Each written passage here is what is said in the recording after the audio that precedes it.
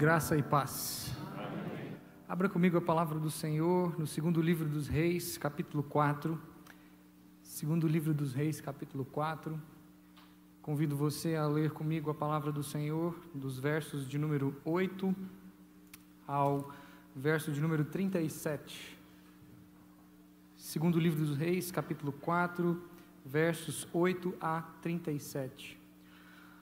Pensando em trazer uma palavra conjunta, uma espécie de minissérie, eu quero recomendar a você que ao longo da sua semana assista à mensagem pregada no culto das 17 horas, mensagem essa que nós entendemos que trouxe aplicações profundas ao nosso coração dentro dos desafios que os dois livros dos reis nos trazem. E agora nós daremos continuidade àquilo que foi exposto às 17 com o texto de 2 Reis, capítulo 4, dos versos de número 8 ao verso de número 37. É um texto longo, mas eu convido você com atenção a guardar toda a reverência, assentado e acompanhando a leitura do mesmo. Diz o seguinte, 2 Reis 4, 8 a 37. Certo dia passou Eliseu por Sunem, onde se achava uma mulher rica, a qual o constrangeu a comer pão.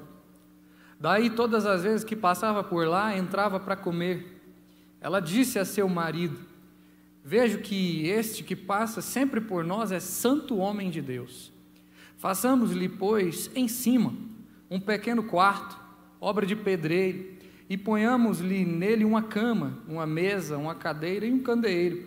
Quando ele vier à nossa casa, retirar-se-á para ali.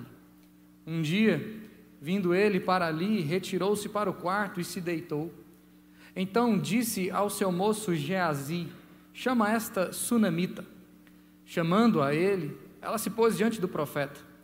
Este dissera ao seu moço: diz-lhe, eis que tu nos tens tratado com muita abnegação, que se há de fazer por ti? Haverá alguma coisa de que se fale a teu favor, ao rei ou ao comandante do exército? Ela respondeu: habito no meio do meu povo. Então disse o profeta: que se há de fazer por ela?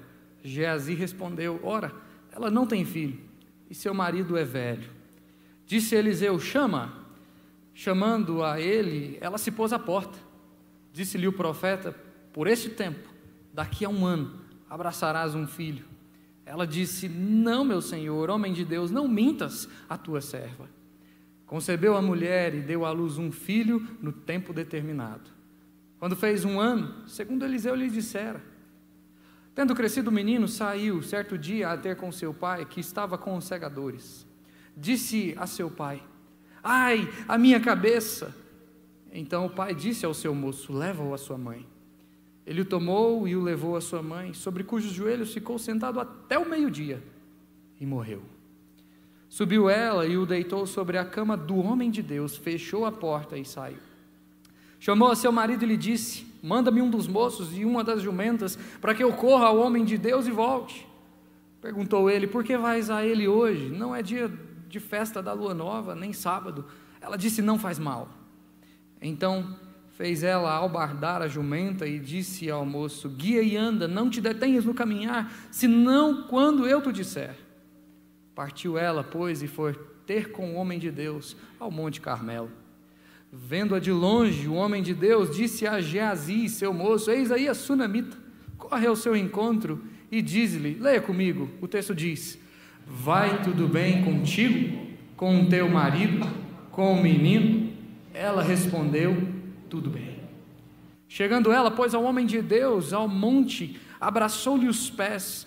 Então se chegou a Geazi para arrancá-la, mas o homem de Deus lhe disse: deixa, porque a sua alma está em amargura, e o Senhor mu encobriu e não o manifestou.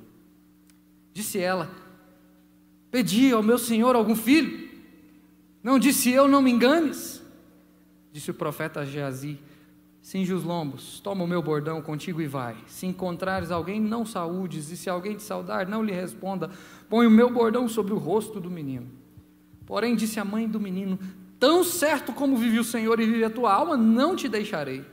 Então ele se levantou e a seguiu.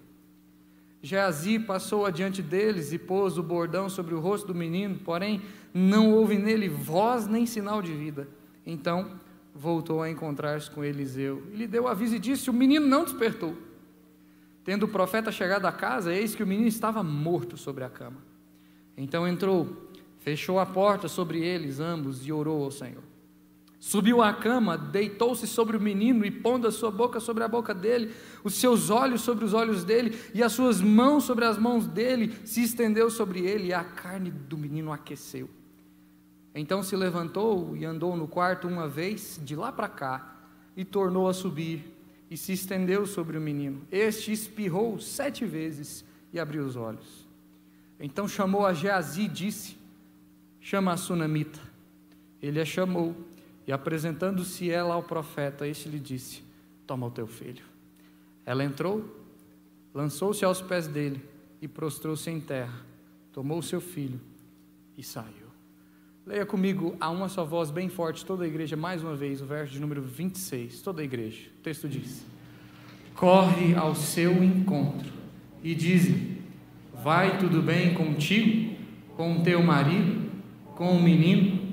Ela respondeu: tudo bem. Querido Deus, nós nos achegamos a Ti nesse instante, clamando ao Senhor, a que me dê facilidade de comunicação e de entendimento ao coração dos meus irmãos. A que esse texto, que traz profundas e verdadeiras lições para nós, aplique aquilo que o Senhor mesmo estabeleceu, para que saiamos daqui diferentes da maneira como entramos. Obrigado, Deus, porque já tivemos tempo aqui hoje para adorá-lo, confessar os nossos pecados, declarar o Senhor como Deus das nossas vidas, e pedimos a Ti agora que continue, ó Deus, manifestando graça neste culto. Nós oramos, ó Deus, e o fazemos em nome de Jesus. Amém. Qual resposta você daria a essa pergunta hoje? Tudo bem? Essa pergunta, né? Tudo bem? Qual resposta você daria? Está tudo bem com você? Está tudo bem com a sua família? Está tudo bem com os seus filhos? A resposta a essa pergunta, queridos, ela é crucial para que nós possamos entender um pouco mais a respeito de nós mesmos. Quando você faz essa pergunta a alguém, normalmente há uma expectativa de que a resposta seja uma resposta que você já sabe qual é a resposta, não é? Agora, você imagina se você chegasse na porta da igreja e perguntasse para um indivíduo, ou nós, os pastores, que nós ficamos ali na porta da igreja no início dos cultos, imagina se nós perguntássemos: como é que você está? E o indivíduo, ele falasse: rapaz, vem cá, eu estou mal, nossa, minha mulher, eu estou querendo matar minha mulher, meu filho, nossa, me deu um trabalhão, eu não estou muito legal não. E aí você ouvir isso, você olhasse para esse indivíduo e você dissesse: não, mas eu só queria perguntar para você como é que você está por educação, eu não queria saber exatamente como é que você está, eu não estou muito interessado em saber exatamente o que você está sentindo no seu coração. Ou seja, meus irmãos, nem sempre, quando nós perguntamos tudo bem, nem sempre nós estamos interessados em saber o que os outros estão querendo responder. A resposta que nós queremos ouvir normalmente quando a gente pergunta tudo bem, a resposta é tudo bem, está tudo bem sim. E hoje, meus queridos, nós estamos diante de um texto muito interessante, porque esse texto é um texto que traz essa resposta que muitas vezes nós queremos ouvir, uma resposta que vem da parte de alguém que de fato não estava passando bem. E mesmo não estando passando bem, a mulher sunamita, ela responde que está tudo bem. É claro que não é esse o ensinamento final do texto. O texto não está nos ensinando a reprimir os nossos sentimentos, reprimir os nossos problemas quando eles vêm à tona. Mas é algo muito curioso o que acontece aqui na vida da mulher sunamita. Esse texto, queridos, ele é um texto de crise. Há uma mulher que juntamente com o seu marido ela hospedava o profeta, e essa mulher que não tinha filhos, ela recebe uma promessa maravilhosa de que ela teria um filho. Um dia o profeta Eliseu, em um ato de gratidão pelo cuidado dessa mulher, a perguntou, olhe para a sua Bíblia, o versículo de número 13, será que nós podemos fazer alguma coisa por você? É isso que o profeta pergunta. Ao descobrir então que ela não tinha filhos, versículo 14, o profeta resolve orar para que Deus mandasse um filho. E o Senhor então, após 1 ano, envia a bênção de um filho para essa mulher. E essa mulher, então, ela ficou em uma alegria tremenda no seu coração. O texto nos diz que quando o profeta conta para ela que ela teria um filho, veja o verso de número 16, ela fica tão feliz que ela diz no versículo 16, não mintas a tua serva. Porque essa era uma expectativa enorme no coração daquela mulher, ela quase que não acredita que ela vai ser mãe. A Bíblia diz então que alguns anos depois, e aí nós lemos isso no texto, o menino nasce, o menino cresce, e um dia esse menino ele vai então se encontrar com o seu pai na fazenda, na roça, e esse menino ele volta da roça agora gritando, ai, minha cabeça, ai, a minha cabeça, está aí no texto, verso 19, olha só, o texto diz, disse a seu pai, ai, a minha cabeça. O pai, diz o texto, quando ouve o menino chorando, o que ele faz? Leva para a mãe, olha só. Lá em casa é assim também. Quando o Conrado está ruim, eu prefiro deixar com a Larissa. Eu prefiro ele nos momentos bons, nos momentos em que ele está sorridente. Eu deixo o choro para ela resolver.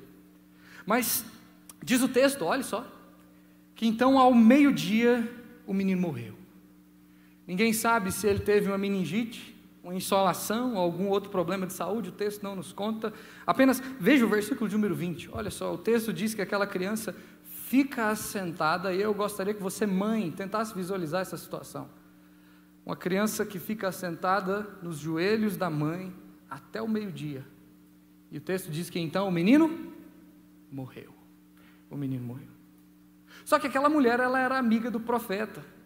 E ela fica muito indignada com Eliseu. E diz o texto que ela deita o menino ao quarto, que era o quarto do profeta na sua própria casa. E então essa mulher, ela sai agora para ela se encontrar com o homem de Deus. Quando ela se encontra com o profeta, o texto nos mostra essa indignação. Veja o versículo de número 28, olha só o versículo 28. Verso 28, a mulher, ela diz, pedi eu ao meu senhor algum filho? Não disse eu, não o enganes. É como se ela estivesse dizendo para o profeta o seguinte, eu por acaso te pedi alguma coisa? Era isso que eu queria. Você disse que Deus ia me dar um filho, e agora? Ele me deu, mas ele tomou, e aí, como é que fica a situação? Só que, antes dela declarar tudo isso, diz o texto que o profeta está lá no Monte Carmelo, e Eliseu, ele vê aquela mulher desesperada chegando, e ele percebe quem é a pessoa que está vindo. O que Eliseu faz então é chamar o seu rapaz, o Geazi, o moço, o seu moço, é o auxiliar de Eliseu. E ele diz para Geazi, olha, corre lá, quem está vindo é a sunamita, vai se encontrar com ela e pergunta para ela como é que ela está. E Geazi pergunta, como é que você está? Como é que está teu marido? Como é que está teu menino? Como é que está a tua casa? E aí, meus irmãos, nós lemos a resposta, e nós lemos a resposta por 2 vezes. Olha o versículo de número 26, qual é a resposta da mulher? Ela diz, tudo bem, tudo bem. Meu irmão, ninguém pode estar bem quando nós temos em casa a morte. Ninguém pode estar bem quando as coisas não estão bem. Não é possível dizer que nós estamos bem quando as coisas não vão bem. Agora, talvez uma pergunta que nós poderíamos levantar aqui seria a seguinte, essa mulher, ela responde tudo bem. Bom, isso aqui está muito claro. Mas será que essa mulher ela está então negando a verdade? Será que ela está olhando para o lar dela, para a casa dela, e ela está negando o que está acontecendo lá? Ou será que ela não consegue ver? Será que ela não consegue enxergar os problemas? Será que ela não vê qual que é a realidade da casa dela? Porque isso acontece em diversas situações dentro da nossa casa. Várias vezes nós somos assim. Às vezes diante dos problemas, às vezes diante das circunstâncias adversas dentro da nossa própria casa, nós temos a tendência a não aceitar os problemas, ou até reagir de uma maneira diferente com relação à verdade, negando a verdade. Ou às vezes diante dos problemas, nós costumamos até mesmo fingir que nós não estamos enxergando a situação. Será que a mulher sunamita, ela está fazendo de conta que ela não vê a situação? ou ela vê a situação e ela está em um processo talvez de negação dentro do seu próprio coração. O que será que está acontecendo aqui nesse texto?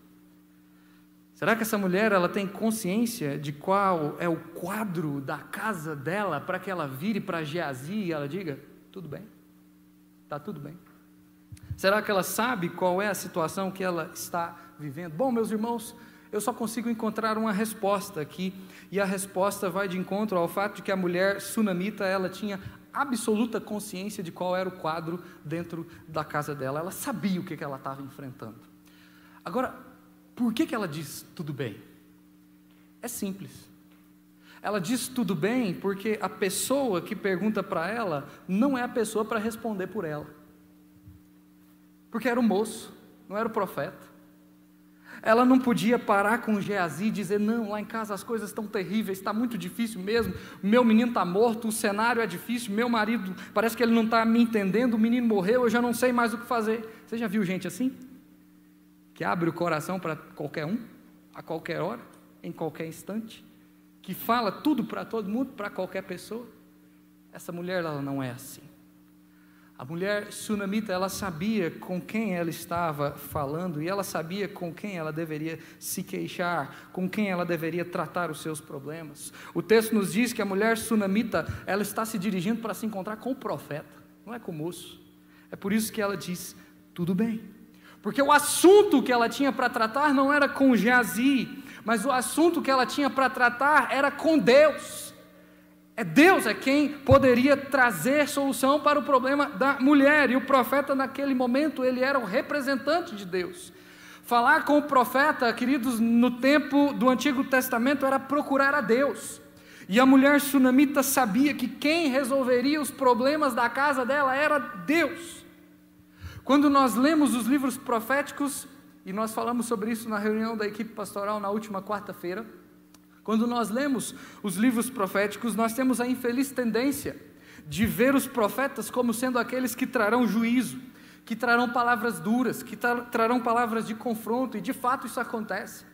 Mas o que esse texto nos ensina é que o profeta é aquele que pode trazer palavras de conforto e de consolo ao coração de quem está sofrendo, porque Deus está atento àquele que está sofrendo. Preste atenção nisso aqui, meu irmão, não há nada na nossa história que esteja alheio ao nosso Deus, nada.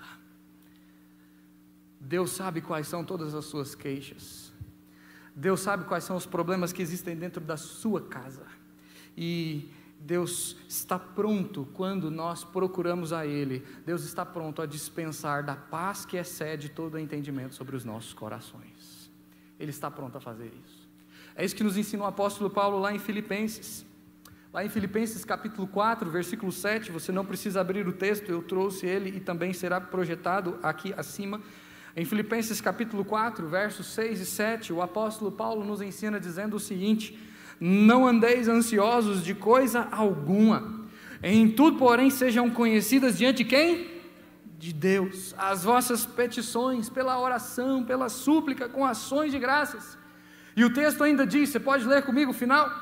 E a paz de Deus, que excede todo entendimento, guardará o vosso coração e a vossa mente em Cristo Jesus. Daí então, a partir de toda essa situação, o texto vai trazer algumas lições para nós. O texto vai nos ensinar algumas lições a respeito de como nós podemos lidar com a dor da maneira correta. E esse é o tema que eu gostaria de tratar, ainda que brevemente, com você na ocasião de hoje. Como nós podemos lidar com situações complicadas, especialmente dentro de casa, situações que podem abalar a nossa estrutura de vida. Como nós podemos fazer isso? E a primeira maneira como nós podemos lidar com a dor da maneira correta, da forma correta, segundo o que o texto nos ensina, é sendo objetivos e diretos com Deus. Sendo objetivos e diretos com Deus. É isso que nós percebemos nessa mulher. Ela é absolutamente objetiva e direta, ela é determinada. Ela diz, por favor, veja o verso de número 22.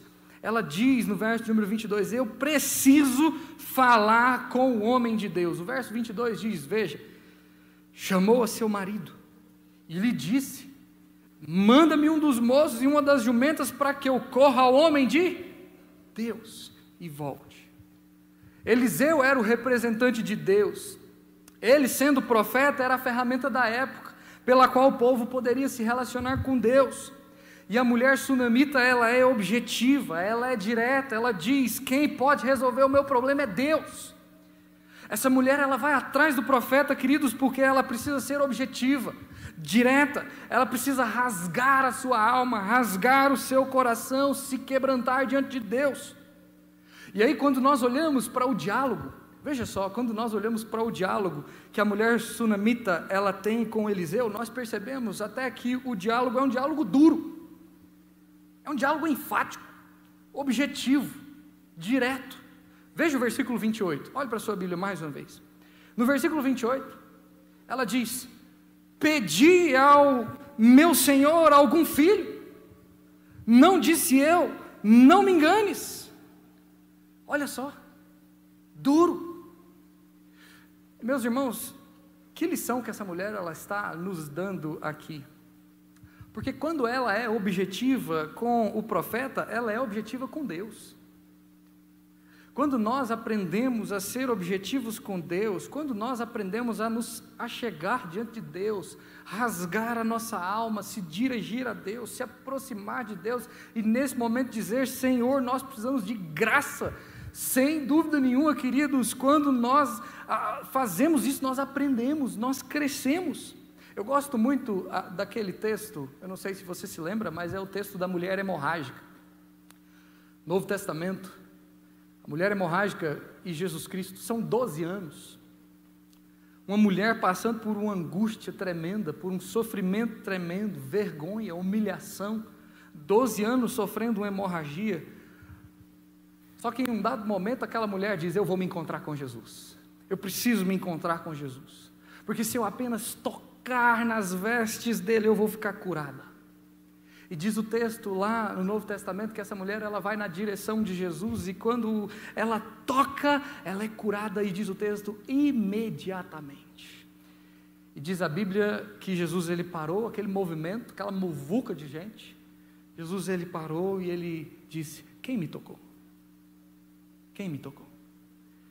Os discípulos parece que eles chegam a ironizar, né, na situação lá. Eles dizem: como assim, Senhor? Quem te tocou? Não vês que a multidão te aperta? Como assim? E Jesus diz: alguém me tocou, porque de mim saiu poder. Isso mostra, meus irmãos, o que pode acontecer com a nossa alma quando nós temos objetividade com as coisas de Deus. É possível que existam muitas pessoas aqui dentro hoje, ou até que nos acompanham pela internet, que estão aqui agora sem nem saber exatamente por que estão aqui, ou que estão acessando o culto sem nem saber exatamente por que estão o fazendo. Talvez tenham pessoas que estão aqui por hábito, por costume, por religião, mas por outro lado, é possível que existam pessoas que estão aqui hoje dizendo: eu vim para cá porque eu preciso encontrar Deus, porque eu preciso tocar nas vestes de Deus, eu preciso ser tocado por Deus, eu preciso me encontrar com o Senhor, eu preciso falar. E meu irmão, quando você fala com objetividade, de maneira direta, isso faz toda a diferença. Por isso, se você está enfrentando processos de morte na sua família, se você está passando por processos de autodestruição na sua casa, hoje, vá em direção a Deus de forma absolutamente objetiva, quebrantada, determinada, e diga para Deus: Deus, eu preciso de um milagre. É isso que a mulher sunamita faz. A mulher sunamita, ela é objetiva, ela se quebranta, ela chora, porque claramente não está tudo bem, e nós sabemos disso, queridos, porque veja o versículo 27, no versículo 27 o texto diz, que chegando ela, pois, ao homem de Deus, ao monte, o que ela fez? Abraçou-lhe os pés. É muito interessante a reação de Geazi, né? Geazi, o moço, ele tenta arrancar a mulher dali, porque possivelmente aquele ambiente ficou um ambiente muito constrangedor, tudo estava acontecendo ali, aquela mulher chorando.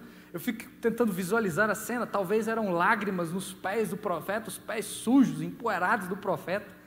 e aquela situação ali complicada, e Geazi vendo aquilo ali, é o rapaz que quer ajudar, ele quer cooperar, ele tem boa vontade, ele quer ajudar, mas o profeta diz para o moço, olha o texto, ele diz, não, deixa ela aqui, deixa ela chorar, a alma dela está amargurada, eu não sei exatamente o que está acontecendo com ela, o Senhor não me revelou, mas deixa ela aqui. Veja o versículo 27, o texto diz no versículo 27, você pode ler comigo o verso 27, toda a igreja a uma só voz, o verso 27 diz, juntos leiamos, chegando ela, pois ao homem de Deus, ao monte, abraçou-lhe os pés, então se chegou Geazi para arrancá-la, mas o homem de Deus lhe disse, deixa, porque a sua alma está em amargura, e o Senhor mu encobriu e não mu manifestou.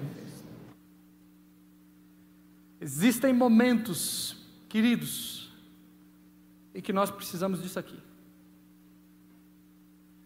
Existem momentos em que nós precisamos nos quebrantar diante de Deus.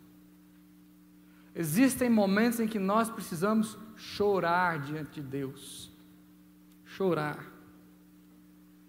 Para nós nos achegarmos de Deus, diante de Deus. Não é que sempre tem que ser assim, mas é que é necessário que também seja assim. É isso que acontece aqui com a mulher sunamita. Ela é objetiva, ela é direta, e ela se quebranta diante de Deus, chorando, abraçando os pés do profeta. É como nos ensina Davi. Davi lá no Salmo de número 51, verso de número 17, no Salmo 51, verso 17, não precisa abrir o texto, eu trouxe para você, Davi diz o seguinte, sacrifícios agradáveis a Deus são o espírito quebrantado, coração compungido e contrito. No Salmo 51, no versículo 17, Davi diz que esse coração quebrantado, ele não é desprezado por Deus. Deus não despreza quem se humilha diante dele.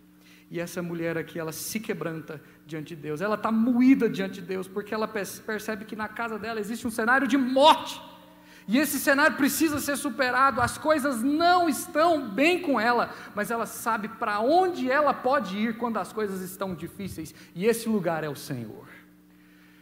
Quando as coisas não vão bem, quando as coisas não estão bem, comigo e com você, saiba, existe um Deus soberano, existe um Deus poderoso, existe um Deus eterno, e esse Deus, Ele pode trazer alívio para você diante de todos os seus problemas. É isso que o Senhor Jesus nos ensina, quando Ele nos diz, vinde a mim todos os que estáis cansados e sobrecarregados, e eu vos aliviarei. Mas existe uma segunda lição que esse texto nos ensina, como nós podemos lidar com situações complicadas, especialmente dentro de casa, situações que podem abalar a nossa estrutura de vida. Primeira maneira, sendo objetivos e diretos com Deus. Mas a segunda maneira como nós podemos lidar com a dor da forma correta, segundo o que o texto nos ensina, é acreditando na bênção do Senhor.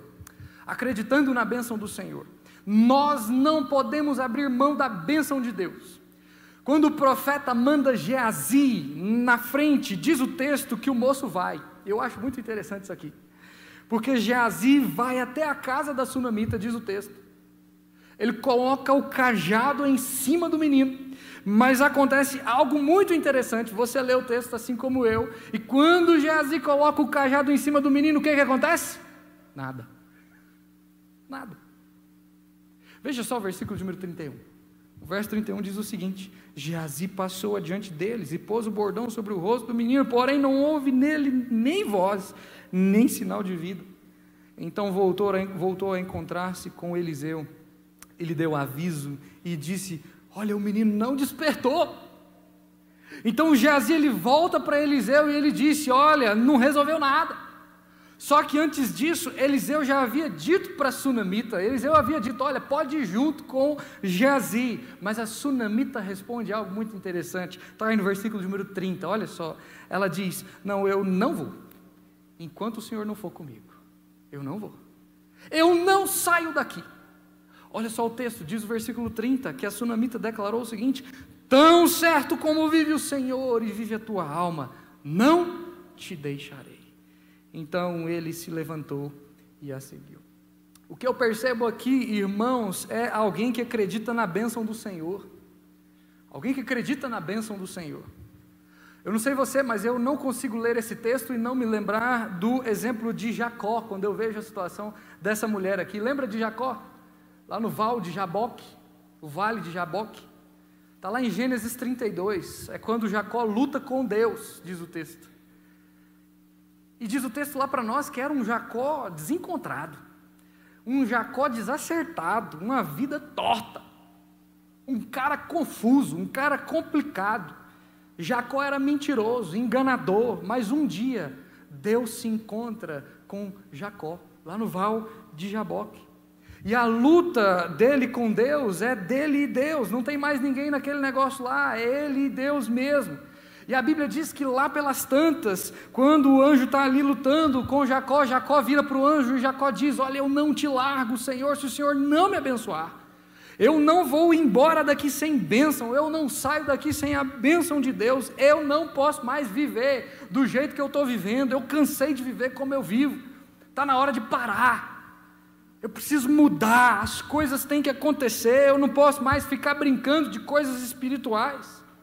E diz a Bíblia, que naquela noite, o nome de Jacó mudou, porque Jacó antes se chamava enganador, usurpador, e foi a primeira vez que apareceu o nome Israel na Bíblia.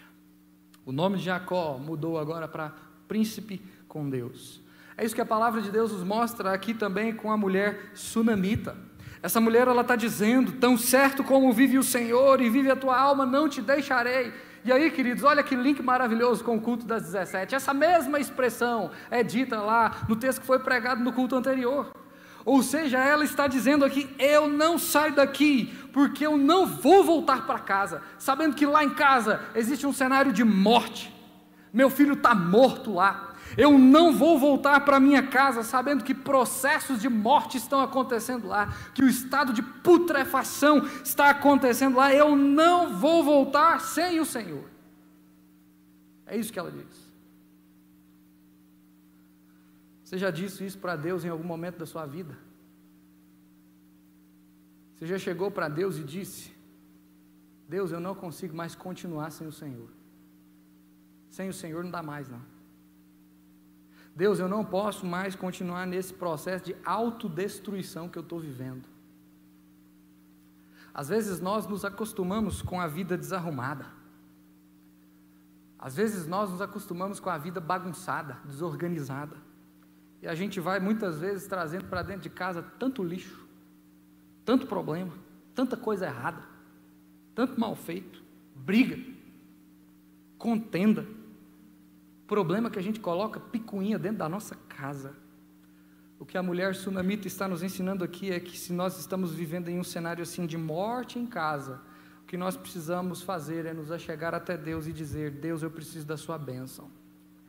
Deus, os processos de morte, eles precisam ser interrompidos dentro da minha casa, precisa parar, eu não posso mais permitir, eu não vou dizer que está tudo bem, sabendo que meu filho está morto lá dentro de casa, sabendo que a minha casa está vivendo o luto. E aí, queridos, o texto então caminha para uma terceira lição. E aí o texto conclui com essa resposta à pergunta: como é que nós podemos lidar com situações complicadas, especialmente dentro de casa, situações que abalam a nossa estrutura de vida? Primeira maneira, sendo objetivos e diretos com Deus. A segunda maneira, acreditando na bênção do Senhor. Mas a terceira e última maneira como nós podemos lidar com a dor da forma correta, segundo o que esse texto nos ensina, é testemunhando o milagre. Diz o texto que a mulher sunamita, ela não vai sem a bênção. E por ela não ir sem a bênção do Senhor, ela então aguarda o profeta, porque a Bíblia nos conta que Eliseu agora faz uma caminhada longa.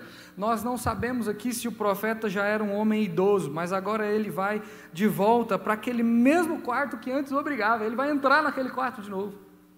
Só que o profeta, ele vai agora para ser um instrumento do milagre de Deus, o milagre que agora vai se dar naquela casa onde a morte resolveu se aninhar. Diz o texto, veja o versículo número 32, que quando o profeta chega, o menino estava morto. E aí, ele então entra, fecha a porta e ora, o mesmo que faz o profeta Elias. O versículo de número 34 nos conta que Eliseu, ele se deita sobre o menino. E é interessante porque esse ato do profeta é um ato muito significativo. Porque o judeu, ele não poderia tocar em um cadáver. No Antigo Testamento era repugnante fazer isso. Caso contrário, ele ficaria impuro. Não era possível esse contato, mas diz a Escritura, veja só, que ele não somente toca, mas ele também se estende sobre o menino, como que agora transmitindo vida a um corpo que estava morto. Como explicar isso aqui? Como entender isso aqui? Eu não sei você, mas esse texto, ele me lembra um outro fato, que é narrado também dentro de um quarto, que acontece a ressurreição, e está lá no Evangelho de Lucas, no capítulo 8, é quando o Senhor Jesus também traz ressurreição, um cenário de morte que agora encontra-se vida. Jesus devolve vida à filha de Jairo, o chefe da sinagoga. E tanto naquele texto, quanto aqui com Eliseu, a Bíblia nos ensina que o milagre promove um testemunho de fé. Olha que interessante, porque é isso que vai acontecer aqui agora. Quando o menino agora é apresentado de volta à sua mãe, e Eliseu diz para a sunamita, olhe para a sua Bíblia, veja o versículo de número 36, o profeta ele diz, toma o teu filho. Só que há uma atitude, meus irmãos, imediata da parte da mulher, e sabe qual é a atitude? Adoração. Adoração. E se você se lembrar do texto de Lucas, você vai perceber que lá em Lucas, no verso de número 56 do capítulo 8, o texto lá diz que os pais da menina também ficaram maravilhados, ou seja, a adoração. Porque ainda que o cenário seja de morte, ainda que o cenário seja de putrefação, ainda que o cenário seja de desespero, o Deus a quem nós servimos é um Deus que tem poder sobre a vida, e é capaz de transformar a mais terrível das tristezas em alegria. Esse é o Deus do texto. E a alegria, a adoração, agora tomam conta, transbordam na casa da mulher sunamita.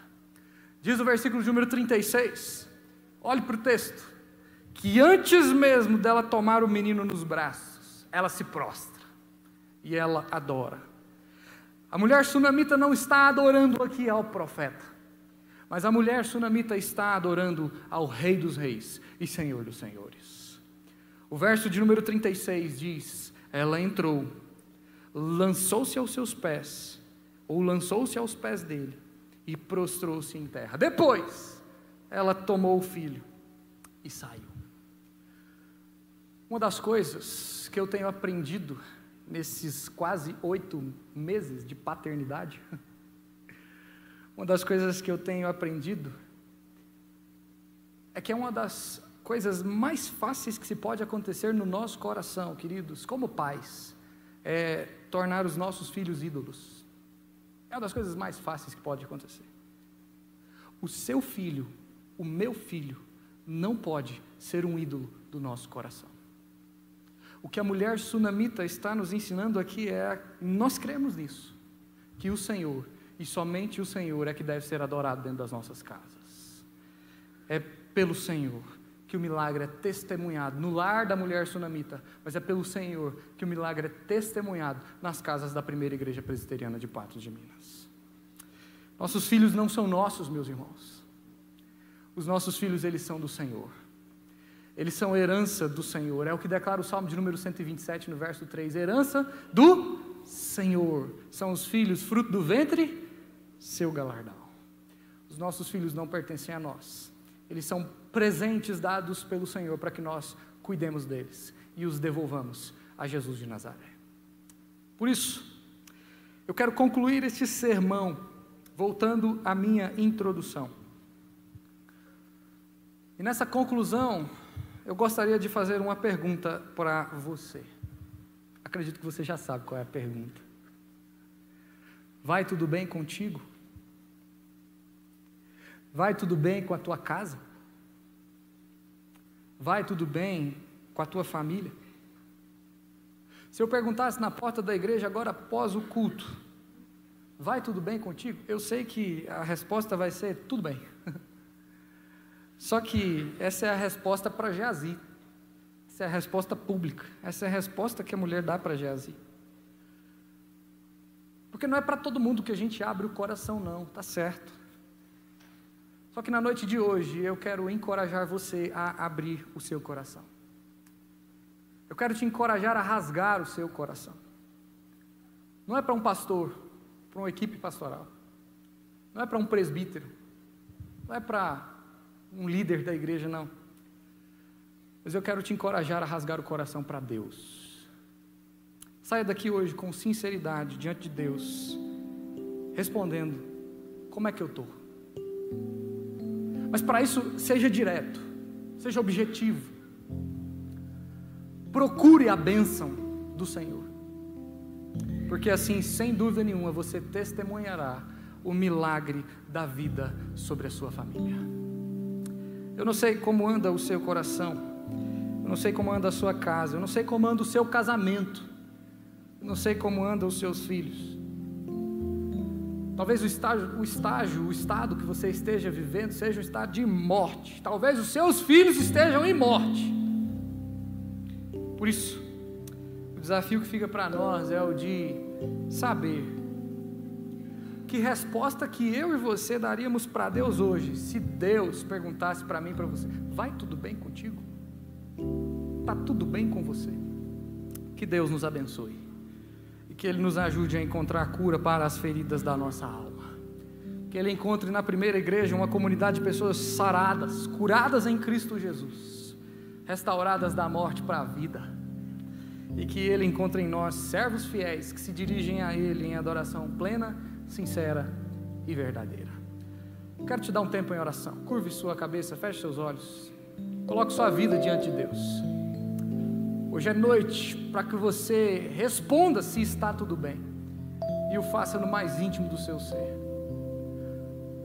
Não responda como foi a resposta para Geazi, mas responda sabendo que o Senhor, aquele que sonda e conhece corações, Ele está aqui agora, e Ele pode transformar a sua vida.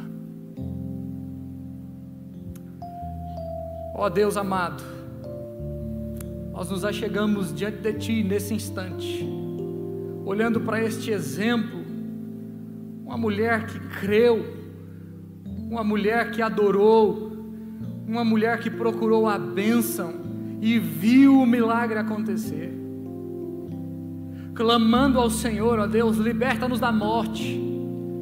Talvez existam pessoas aqui dentro hoje que estejam com o seu coração em um estado de putrefação, vivendo uma realidade já há tantos anos, orando pelos seus filhos, uma mulher que ora pelo marido, um marido que ora pela mulher, ó Deus, pais que oram pela sua casa e não conseguem ver o milagre. Senhor, se há porventura algum cenário assim, de tristeza, de dor, de ansiedade, depressão e morte, que o Senhor, ó Deus, traga cura e restauração, para que Jesus ali entre e Jesus possa trazer a vida que não dura tão somente nessa realidade, mas vida que perdurará para todo sempre.